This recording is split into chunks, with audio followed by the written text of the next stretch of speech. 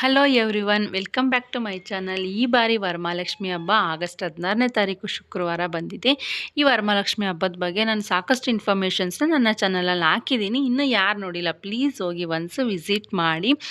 ಅಂದರೆ ವರಮಹಾಲಕ್ಷ್ಮಿ ಹಬ್ಬ first time ಮಾಡೋರು ಏನೆಲ್ಲ ಪ್ರಿಪ್ರೇಷನ್ನ ಮಾಡ್ಕೊಬೇಕು, ಮತ್ತು ಸೀರೆ ತರುವಾಗ ಯಾವ ಬಣ್ಣದ ಸೀರೆ ಮತ್ತು ಏನೆಲ್ಲ ನಿಯಮಗಳನ್ನ ಪಾಲಿಸ್ಬೇಕು, ಮತ್ತು ಅಮ್ಮನ ಮುಖವಾಡದ ಬಗ್ಗೆ ಸ್ವಲ್ಪ ಇನ್ಫಾರ್ಮೇಷನ್ಸ್ನ ಎಲ್ಲದನ್ನು ಸಹ ನಾನು ತಿಳಿಸ್ಕೊಟ್ಟಿದ್ದೀನಿ. ಮತ್ತು ಯಾರೆಲ್ಲ ಈ ವ್ರತನ ಮಾಡ್ಬೋದು ಎಲ್ಲದ್ರ ಬಗ್ಗೆ ತಿಳಿಸ್ಕೊಟ್ಟಿದ್ದೀನಿ. ಮತ್ತು ನನ್ನ ವ್ಯೂವರ್ಸು ಸ್ವಲ್ಪ ಡೌಟ್ಸ್ನ ಕೇಳ್ತಾಯಿದ್ರು, ಪ್ರೆಗ್ನೆಂಟ್ ಲೇಡೀಸು ಮಾಡ್ಬೋದಾ ಏನು ಅಂತ.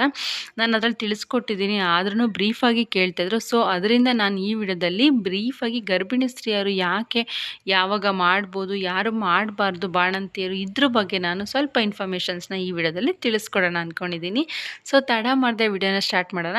ಮತ್ತು ಯಾರೆಲ್ಲ ನನ್ನ ಚಾನಲ್ನ ಸಬ್ಸ್ಕ್ರೈಬ್ ಮಾಡದೆ ಈ ವಿಡಿಯೋನ ನೋಡ್ತಿದ್ದೀರಾ ಪ್ಲೀಸ್ ಸಬ್ಸ್ಕ್ರೈಬ್ ಮಾಡಿಕೊಂಡು ಪಕ್ಕದಲ್ಲೇ ಕಾಣೋ ಬೆಲ್ ಬಟನ್ನ ಕ್ಲಿಕ್ ಮಾಡಿ ಆಲ್ ಅಂತ ಸೆಲೆಕ್ಟ್ ಮಾಡ್ಕೊಳ್ಳಿ.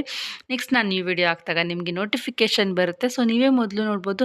ನನ್ನ ಚಾನಲಲ್ಲಿ ಇನ್ನು ನೆಕ್ಸ್ಟ್ ವರಮಹಾಲಕ್ಷ್ಮಿ ಬಗ್ಗೆ ಎಲ್ಲ ಇನ್ಫಾರ್ಮೇಷನ್ಸ್ನ ನಾನು ಕೊಡ್ತಾ ಇರ್ತೀನಿ. ಅಂದರೆ ಸ್ಯಾರಿ ಡ್ರೇಪಿಂಗಿಂದ ಹಿಡಿದು ಮತ್ತು ವ್ರತದ ದಾರ, ಮಾಂಗಲ್ಯ ಇದನ್ನೆಲ್ಲ ಹೇಗೆ ಮಾಡೋದು ಎಲ್ಲದ್ರ ಬಗ್ಗೆ ತಿಳಿಸ್ಕೊಡ್ತೀನಿ. ಸೊ ಸಬ್ಸ್ಕ್ರೈಬ್ ಮಾಡಿಕೊಂಡು ವೆಯ್ಟ್ ಮಾಡ್ತಾಯಿರಿ. ಓಕೆ, ಬನ್ನಿ ತಡ ಮಾಡದೆ ವಿಡಿಯೋನ ಸ್ಟಾರ್ಟ್ ಮಾಡೋಣ. ಈ ವರಮಹಾಲಕ್ಷ್ಮಿ ವ್ರತನ ಗರ್ಭಿಣಿ ಸ್ತ್ರೀಯರು ಮಾಡ್ಬೋದು. ಅಂದರೆ 5 ತಿಂಗಳ ಒಳಗಡೆ ಇರಬೇಕು. 5 ತಿಂಗಳು ತುಂಬಿರೋ ಗರ್ಭಿಣಿ ಮಾಡೋದಕ್ಕೆ ಬರೋದಿಲ್ಲ, ಯಾಕೆಂದರೆ ಅವರು ತುಂಬ ಗರ್ಭಿಣಿ ಆಗಿರ್ತಾರೆ. ಇನ್ನೊಂದು ರೀಸನ್ ಏನಂದರೆ ಹೆಲ್ತ್ ವೈಸ್, ಈಗ ನಮಗೆ ಗರ್ಭಿಣಿ ಆಗಿರ್ತಾರಲ್ವ, ಅವರು ಏನಂದರೆ ಕೆಲಸ ಅಷ್ಟು ಮಾಡೋದಕ್ಕಾಗಲ್ಲ. ಏನಂದರೆ ಕೆಲವೊಬ್ಬರಿಗೆ ಡಾಕ್ಟ್ರು ಹೇಳಿರ್ತಾರೆ ರೆಸ್ಟಲ್ಲಿ ಇರಬೇಕು ನೀವು ಅಂತ, ಕೆಲವೊಬ್ಬರಿಗೆ ಬೆಡ್ ರೆಸ್ಟ್ ಹೇಳಿರ್ತಾರೆ, ಕೆಲವೊಬ್ಬರಿಗೆ ಜಾಸ್ತಿ ಕೆಲಸ ಮಾಡಬೇಡಿ ಅಂತ ಹೇಳಿರ್ತಾರೆ. ಇನ್ನು ವರಮಹಾಲಕ್ಷ್ಮಿ ಹಬ್ಬ ಅಂದರೆ ಇದು ಕೆಲಸ ಜಾಸ್ತಿನೇ ಇರುತ್ತೆ. ಈ ಕೆಲಸ ಎಲ್ಲ ಮಾಡಿ ಸ್ಟ್ರೆಸ್ ಮಾಡಿಕೊಂಡು ಮಾಡೋದಕ್ಕೆ ಬರೋದಿಲ್ಲ. ಅದರಿಂದ ಮಗುಗೂ ಸಹ ಪ್ರಾಬ್ಲಮ್ ಆಗುತ್ತೆ. ಆಮೇಲೆ 5 ತಿಂಗಳು ತುಂಬಿದ ಗರ್ಭಿಣಿ ಅವರೇ ದೇವರ ಸಮಾನ. ಒಂದು ಮಗುನ ಹೊಟ್ಟೆಯಲ್ಲಿ ಇಟ್ಕೊಂಡಿರೋ ಅಂಥ ಆ ತಾಯಿನೇ ಒಂದು ದೇವರ ಸಮಾನ ಆಗ್ತಾಳೆ. ಇನ್ನು ಹೊಟ್ಟೆಲಿರೋ ಮಗುನೂ ಸಹ ದೇವರ ಸಮಾನ. ಅವರೇ ದೇವ್ರ ರೀತಿ ಇರ್ತಾರೆ. ಅವರೇ ವ್ರತ ಅಂದರೆ ದೇವರಿಗೆ ವ್ರತನ ಮಾಡೋ ಅಂಥದ್ದು ಅದಷ್ಟು ಸರಿ ಬರೋದಿಲ್ಲ.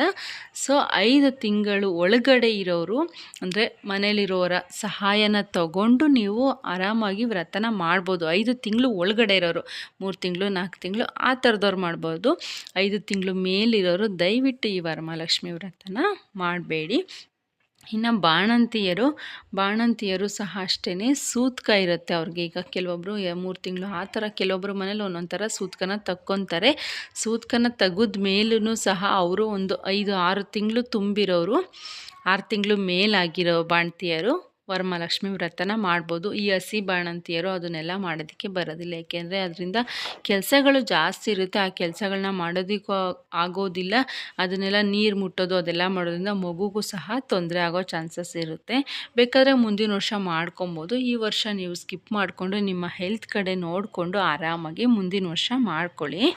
ಮತ್ತು ನಾನು ತಿಳಿಸ್ಕೊಟ್ಟಿದ್ದೀನಿ ಆ ವಿಡಿಯೋದಲ್ಲಿ, ಎಲ್ಲರೂ ಕಮೆಂಟ್ಸ್ನ ಹಾಕ್ತಾಯಿದ್ರಿ. ಸೂತ್ಕ ತೆಗ್ದಿದ್ರೆ ಎಲ್ಲರೂ ಅಂದರೆ ಯಾರಾದರೂ ತೀರೋಗಿರ್ತಾರಲ್ಲ, ಅದರಲ್ಲೂ ಅಷ್ಟೇ 1 ವರ್ಷ ಆಗಿರಬೇಕು. ತೀರೋಗಿರೋರು ಸ್ವಂತ ಮಾವ, ಅತ್ತೆ ಆ ಥರ ಬ್ಲಡ್ ರಿಲೇಷನ್ ಆ ಥರದವ್ರಾಗಿದ್ರೆ ಅದು ಫುಲ್ಲು ಸೂತ್ಕ ತೆಗ್ದು 1 ವರ್ಷ ಆಗಿರಬೇಕು. ಆವಾಗಲೇ ಸಹ ನೀವು ಈ ವರಮಹಾಲಕ್ಷ್ಮಿ ವ್ರತನ ಮಾಡೋದಕ್ಕೆ ಬರುತ್ತೆ. ಇಲ್ಲಾಂದರೆ ಮಾಡಬೇಡಿ. ಈ ವರ್ಷ ಬಿಟ್ಟು ಮುಂದಿನ ವರ್ಷ ಮಾಡಬೇಕು ಅಂದ್ಬಿಟ್ಟು ಮನೇಲೆಲ್ಲ ಈ ಥರ ಸೂತ್ಕ ಇದ್ದೂ ಮಾಡಿದ್ರೆ ನಿಮಗೆ ಯಾವುದೇ ಫಲ ಸಿಗೋದಿಲ್ಲ, ಇನ್ನು ದೋಷಕ್ಕೆ ಗುರಿ ಆಗ್ತೀರ. ದಯವಿಟ್ಟು ಈ ವರ್ಷ ಬಿಟ್ಬಿಟ್ಟು ಮುಂದಿನ ವರ್ಷ ಆರಾಮಾಗಿ ಮಾಡ್ಕೊಳ್ಳಿ. ಇದಿಷ್ಟು ಮಾಹಿತಿ ಗರ್ಭಿಣಿ ಸ್ತ್ರೀಯರು ವರಮಹಾಲಕ್ಷ್ಮಿ ಹಬ್ಬನ ಮಾಡ್ಬೋದಾ ಇಲ್ಲ ಮಾಡಬಾರ್ದಾ ಅನ್ನೋದ್ರ ಬಗ್ಗೆ ಆಗಿತ್ತು. ಈ ವಿಡಿಯೋ ಏನಾದರೂ ನಿಮಗೆ ಇಷ್ಟ ಆಗಿದ್ದರೆ ಫ್ಯಾಮಿಲಿ ಫ್ರೆಂಡ್ಸ್ಗೆಲ್ಲ ಶೇರ್ ಮಾಡಿ. ಫ್ರೆಂಡ್ಸ್, ನೀವು ಶೇರ್ ಮಾಡೋದ್ರಿಂದ ಒಂದೊಳ್ಳೆ ಮಾಹಿತಿನ ತಿಳ್ಕೊಳ್ಳೋಕ್ಕೆ ನಿಮ್ಮಿಂದ ಸಹಾಯ ಮಾಡ್ದಂಗೆ ಆಗುತ್ತೆ. ದಯವಿಟ್ಟು ಫ್ಯಾಮಿಲಿ ಫ್ರೆಂಡ್ಸ್ಗೆಲ್ಲ ಶೇರ್ ಮಾಡಿ. ನನ್ನ ಮುಂಬರೋ ವೀಡಿಯೋಸಲ್ಲಿ ವರಮಹಾಲಕ್ಷ್ಮಿ ವ್ರತದ ದಾರ ಮತ್ತು ಸೀರೆನ ಹೇಗೆ ಉಡ್ಸೋದು, ಕಳಸಕ್ಕೆ ಎಷ್ಟು ಕಳಸ ಜೋಡಿಸ್ಬೇಕು ಇದ್ರ ಬಗ್ಗೆ ಮಾಹಿತಿನ ತಿಳಿಸ್ಕೊಡ್ತೀನಿ.